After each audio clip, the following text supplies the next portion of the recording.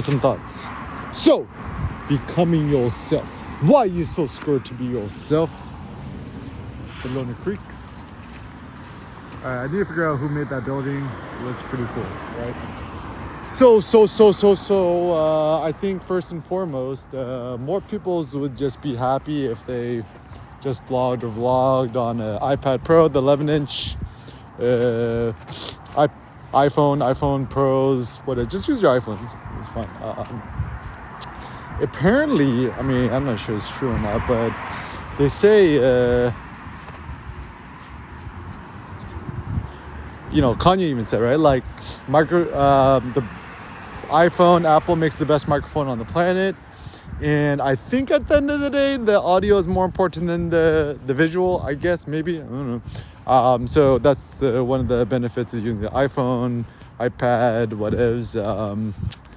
Yeah, and actually in some ways, we could argue that the iPhone camera might be the best camera on the planet because, you got trillions, hundreds of trillions of dollars being into the research and developments of it. But still for like more artistic photos and stuff like that, just Lumix G9, the pancake lens, and JPEG high contrast dynamic black and white mode with a grain to the max seems to be good.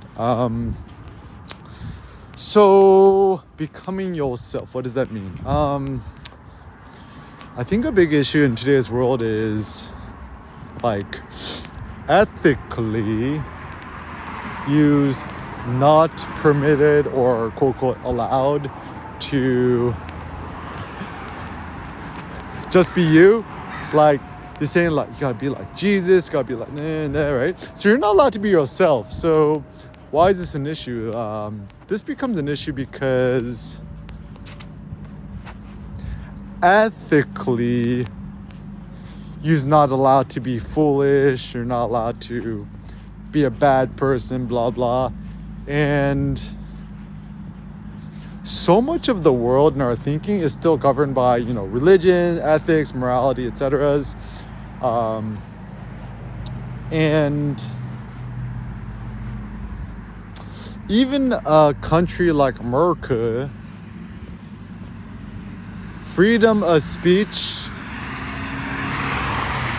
like it's not really promoted as a concept.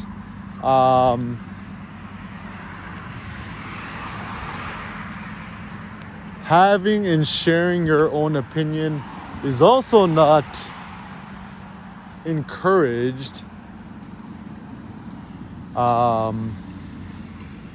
In fact, I think it's positively discouraged. I think the basic idea is like you got to be PC, woke, whatevs, and to have a radical opinion and thought is disdained and discouraged by society. So to me, this is an important thing to think about and consider because so much of our lives are governed by traditional modes of thinking. And I believe that the greatest benefits we can have in life is to think more critically and to disdain what essentially everyone else is saying. How to do this? Basic thing, simple heuristics. Don't use or consume nothing that is supported by advertising. That's like pretty much everything, right? And also the tip I have is when it comes to a lot of these media things, right? Movies, etc. Look at the producer, look at the founders, like what do they look like in real life? And work your way backwards. So for examples, one thing that I think is very critical to consider is like if you're watching a movie about masculinity or superheroes, whatever, right? Just look at what the director looks like. Who's the director? Who's the producer? What do they look like? Do they even lift weights?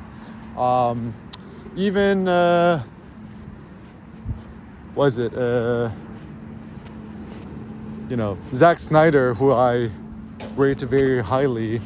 Come on, bro. He uses a Smith machine, eating broccoli and chicken. Come on, get out here. Just become your own trainer. So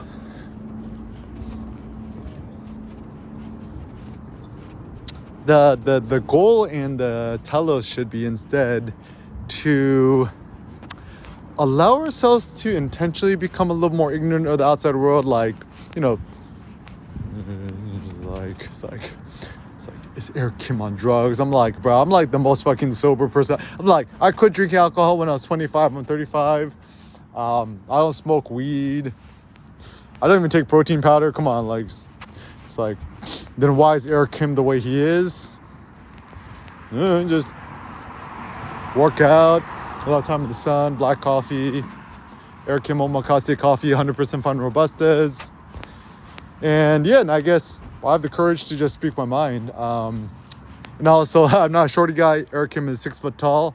So yeah, I got the most self-confidence out of anyone I know. In fact, my tip and thought is, now people trying to like fucking stunt on me or trying to man me or whatevs, I'm like, the second I smell any sort of something, either speak in English, don't speak Korean, get angry, get loud.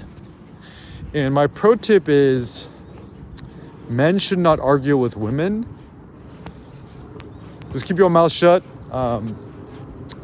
And then the true realm of men is to just not get into petty debates. Be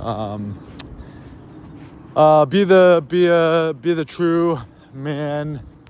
The only people we should ever, combat or fight is other men. So yeah, just don't let nobody F with you, right?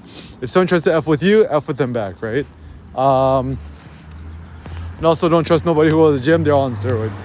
So I would say then a noble, interesting life goal and path is to try to become more